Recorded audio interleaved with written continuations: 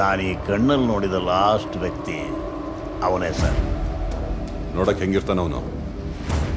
ನೀವು ಕರ್ನಾಟಕಕ್ಕೆ ಹೊಸೊಬ್ರು ಅಂತ ಕಾಣುತ್ತೆ. ನಿನ್ಗೆ ಯಾಕದಲ್ಲ?